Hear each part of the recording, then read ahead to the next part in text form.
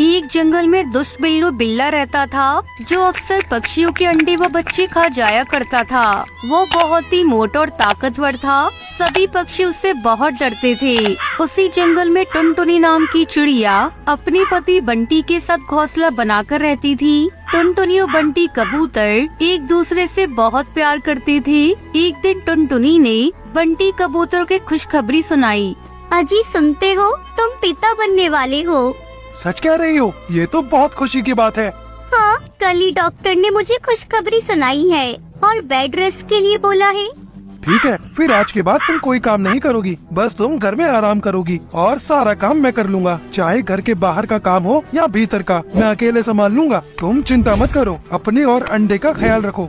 इसके बाद बंटी कबूतर घर के सारे काम अकेले ही किया करता था और टुनटुनी का बहुत ध्यान रखा करता था। एक दिन बंटी कबूतर दाने की तलाश में जंगल गया तो अचानक ही आकाश में काले बादल छा गए और तेज आंधी तूफान आ गया। टुनटुनी घर में बैठे बैठे अपने पति की लौटने की प्रार्थना करने लगी। सुबह से शाम हुई और बंटी कबूतर का कुछ पता नहीं चला। सभी पक्षी अपने अपने घर लौट आए पर बंटी कबूतर नहीं आया। मौसम में आए अचानक बदलाव के कारण बहुत से पक्षी को परेशानी का सामना करना पड़ा था। कुछ पक्षी तो घायल भी हो गए थे।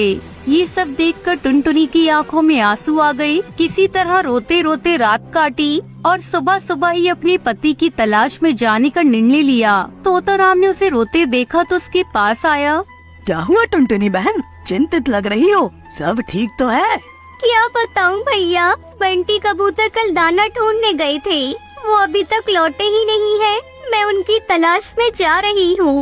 ओह, तो ये बात है। दरअसल कल अचानक ही मौसम में ऐसा बदलाव आया कि जिसके विषय में हम पक्षी भी अनुमान नहीं लगा सके, जिसके कारण हम पक्षी अपने घर का रास्ता ही भटक गए। इतनी तेज आंधी और तूफान था कि हाथ को हाथ ही नहीं दिखाई दे रहा था। हवा इतनी तेज थी कि सब कुछ अपने साथ उड़ाए ले जा रही थी। ऐसे में हवा के विपरीत दिशा में उड़ पाना असंभव हो गया था। मैं खुद आधी रात घर लौटा हूँ।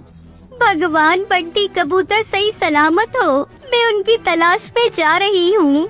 टुनटुनी, तुम ऐसी हालत में क्यों परेशान होगी? मैं हूँ ना, मैं उसे ढूंढ लूंगा। अंतिम बार मैंने उसे जामुन के पेड़ के पास देखा था, वहीं से उसे ढूंढना शुरू करता हूँ। तुम घर पर आराम करो। तोताराम ने बहुत समझाया पर टुनटुनी नहीं मानी और तोताराम के साथ साथ जंगल में बंटी कबूतर को पुकारने लगी। जामुन के पेड़ के पास उन्हें बुलबुल मिली। तुम लोग किसे ढूंढ रहे हो? मेरे पति बंटी कबूतर कल दाना ढूंढने गए थे, वो अभी तक लौटे नहीं। हम दोनों उन्हीं को ढूंढ रहे हैं। तो ये बात है, कल बहुत तेज आंधी आई थी। हवाएं पूर्व दिशा से पश्चिम दिशा की ओर चल रही थी और सब कुछ अपने साथ ले जा रही थी। मेरे ख्याल से हमें पश्चिम दिशा में तलाश करना चाहिए। चलो, मैं भी तुम लोगों के साथ चलती हूँ। धन्यवाद बुलबुल बहन। इसमें धन्यवाद की क्या बात है? एक पक्षी दूसरे पक्षी के काम नहीं आएगा तो कौन आएगा? इस प्रकार वो तीनों मिलकर बंटी कबूतर को ढूंढने लगी और कुछ आगे जाने पर उन्हें कौवा मिला। क्या हुआ टुनटुनी बहन?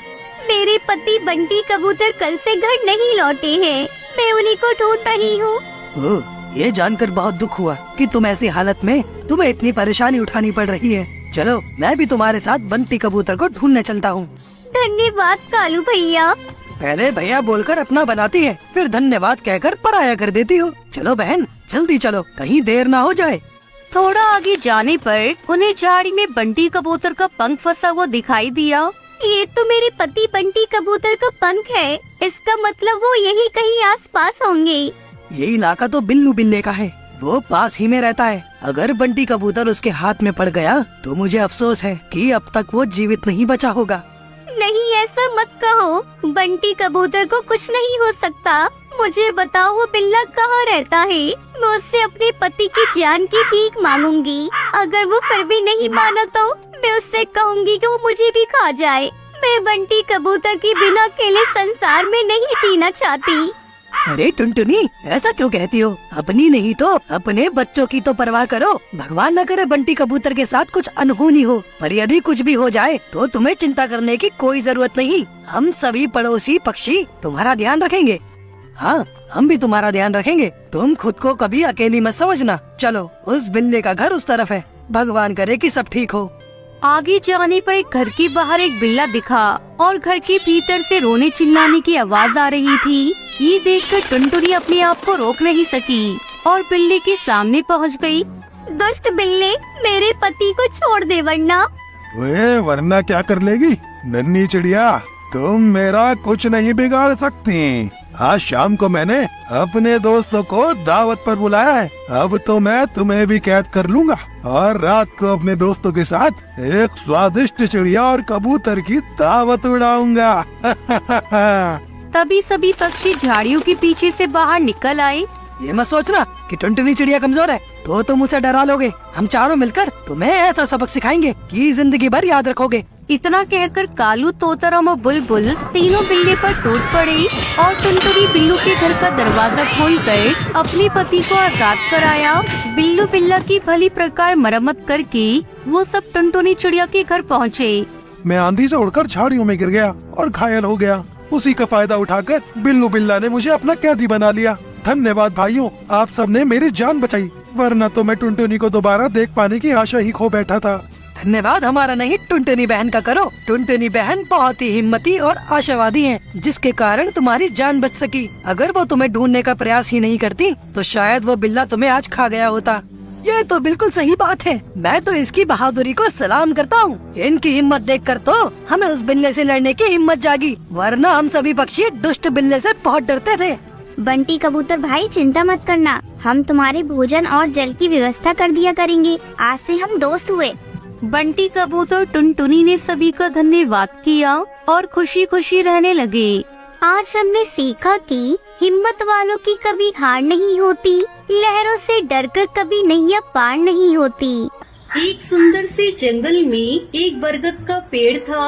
उसी पेड़ पर एक टुनटुनी नाम की चिड़िया ने अपना घोंसला बना रखा था। उसी पेड़ पर एक कालू कौवा था जो अपने छोटे छोटे बच्चों के साथ रहता था।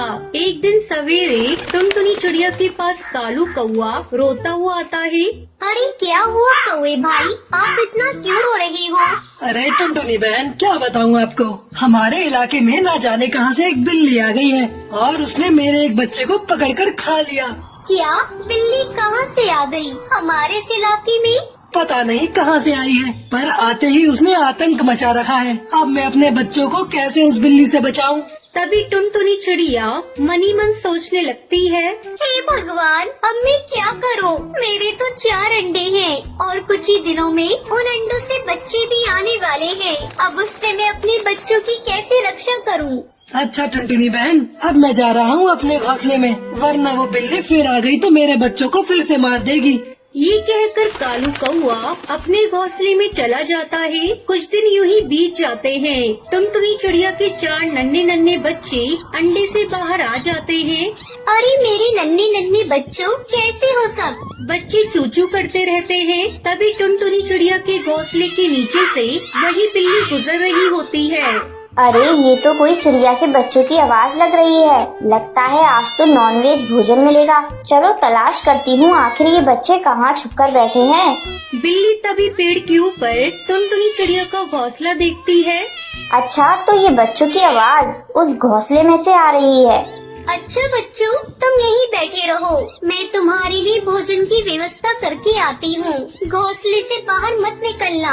टुनटुनी चिड़िया के बच्चे चूचू करते रहते हैं और टुनटुनी चिड़िया उड़ते हुए अपने घोंसले से चली जाती है। तभी बिल्ली की नजर टुनटुनी चिड़िया पर पड़ती है। चलो अच्छा है, ये चिड़िया खुद ही अपने घोंसले से उड़ गई। अब मैं बड़ी ही आसानी से इसके बच्चों को अपना शिकार बना पाऊंगी। बड़े दिनों बाद भोजन में आज नॉनवेज खाने को मिलेगा। बिल्ली अपनी कातिलाना अदा से धीरे धीरे पेड़ के ऊपर चढ़ती है और वो धीरे धीरे टुनटुनी चिड़िया के घोंसले के पास पहुंच जाती है। घोंसले में टुनटुनी चिड़िया के 4 नन्हे नन्हे बच्चे चींची कर रहे थे। अरे वाह, ये तो कितने मुलायम मुलायम बच्चे हैं। इनका स्वाद तो बड़ा ही मजेदार रहेगा। चलो अब अपनी भूख की शिद्दत को मिटाती हूँ और इन नन्हे नन्हे बच्चों को अपना भोजन बनाती हूँ। बिल्ली जैसे ही टुनटुनी चिड़िया के बच्चों के पास जाती है, है तभी कालू कौवे की नजर बिल्ली पर पड़ती है। अरे अरे, ये तो वही राक्षस बिल्ली है जिसने मेरे बच्चों को पकड़कर खा लिया था। अब तो ये टुनटुनी चिड़िया के घोंसले के पास आ गई है, उसके बच्चों को खाने के लिए जा रही है। मुझे कैसे भी करके टुनटुनी चिड़िया के नन्हे नन्हे बच्चों की सहायता करनी होगी। कालू कौवा उड़ता हुआ तेजी से टुनटुनी चिड़िया के घोंसले के पास जाता है। ये क्या कर रही हो बिल्ली? तुमने मेरे एक बेटे को तो जान से मार ही दिया, अब क्या इन मासूम नन्हे नन्हे बच्चों को भी अपना शिकार बना रही हो? इतने नन्हे नन्हे बच्चों को खाने का मजा ही कुछ और होता है। मैं तुम्हें टुनटुनी चिड़िया के बच्चों को नहीं खाने दूंगा। इन बच्चों को छोड़ दो, वरना हम सारे पक्षी मिलकर तुम्हारा जीना मुश्किल कर देंगे। तुम पक्षी मेरा क्या कर लोगे? मैं तुम सबको कच्चा चबा जाऊंगी। तुम मेरे शिकार के बीच में ना आओ, वरना बेवजह ही मारे जाओगे। बिल्ली जैसे ही टुनटुनी चिड़िया के बच्चों को पकड़ने के लिए हमला करती है तभी कालू कौवा उसे जोरदार चोट मारता है, जिसकी वजह से बिल्ली पेड़ से सीधा जमीन पर गिर जाती है। ओ, अरे इस कौवे ने तो मेरी पूरी हड्डी पसली तोड़ दी। अरे बिल्ली, अगर तुम अपनी जान की सलामती चाहती हो तो सीधी तरह से यहाँ से चली जाओ। अगर तुमने हमारे बच्चों की ओर दोबारा मुड़कर भी देखा तो हम तुम्हारा वो हश्र करेंगे कि तुम जीवन भर याद रखोगी। तुमने ये सही नहीं किया कालू कौवे, तुम्हें इसका बहुत बुरा अंजाम भुगतना होगा। इस बार तो मैं जा रही हूँ, पर अगली बार जब लौट के आऊंगी तब तुम्हारे सारे बच्चों को अपना शिकार बनाकर ही वापस जाऊंगी। बिल्ली, ये हम पक्षियों की संतान हैं। हम अपनी संतान पर कोई भी आंच नहीं आने देंगे, चाहे सामने इस जहाँ का सबसे खतरनाक राक्षस भी क्यों ना हो, हम उसका भी सामना कर लेंगे। बिल्ली लड़खड़ाती हुई वहाँ से चली जाती है। कुछ समय बाद टुनटुनी चिड़िया अपने घोंसले में वापस आती है। बच्चों को हड़बड़ाता हुआ देखकर टुनटुनी चिड़िया घबरा जाती है। क्या हुआ बच्चों, तुम इतने घबराए हुए क्यों हो? कोई आया था क्या? तभी कालू कौवा टुनटुनी चिड़िया के पास आता है और उसको सारी बात विस्तार से बताता है। ये सुनकर टुनटुनी चिड़िया बहुत घबरा जाती है। बच्चों, उस बिल्ली ने तुम्हें कुछ किया तो नहीं है ना? नहीं चिड़िया बहन, मैंने उस बिल्ली को बहुत अच्छी तरीके से मजा चखा दिया है। अब वह दोबारा यहाँ आने की हिम्मत नहीं करेगी। पर कौवे भाई, हमें और सावधान रहना होगा। वो बिल्ली किसी भी वक्त हमारे नन्हे नन्हे मासूम बच्चों पर हमला कर सकती है। हाँ चिड़िया बहन, आप चिंता न करो, मैं आज से ही बहुत सावधानी से रहूंगा। अच्छा, अब आप अपने बच्चों की देखभाल कीजिए, मैं अपने घोंसले में जाता हूँ। ये कहकर कालू कौवा अपने घोंसले में चला जाता है। यूं ही रात हो जाती है। सारे पक्षी अपने अपने घोंसले में अपने अपने बच्चों के साथ विश्राम कर रहे थे। तभी वो बिल्ली वहाँ आ जाती है। चलो, सारे पक्षी सो रहे हैं, अब जाकर उस चिड़िया के नन्हे नन्हे बच्चों को अपना शिकार बनाती हूँ। बिल्ली धीरे धीरे टुनटुनी चिड़िया के घोंसले के पास जाती है और एक झपट में टुनटुनी चिड़िया के एक बच्चे को अपने मुंह में दबाकर वहाँ से भाग जाती है। बच्चे की आवाज सुनकर टुनटुनी चिड़िया घबरा उठ जाती है। अरे बचाओ, कोई बचाओ, वो बिल्ली मेरी मासूम बच्ची को पकड़ कर ले गई। अरे कोई तो बचाओ मेरे बच्चे को। अरे अरे, ये तो चिड़िया बहन की आवाज है। क्या हुआ, ये इतना क्यों चिल्ला रही है? कालू कौवा उड़ता हुआ चिड़िया के पास आता है। अरे क्या हुआ चिड़िया बहन, आप इस तरह क्यों चिल्ला रही हो? वो बिल्ली मेरे बच्चे को अपने साथ लेकर चली गई। मेरे बच्चे को बचा लो।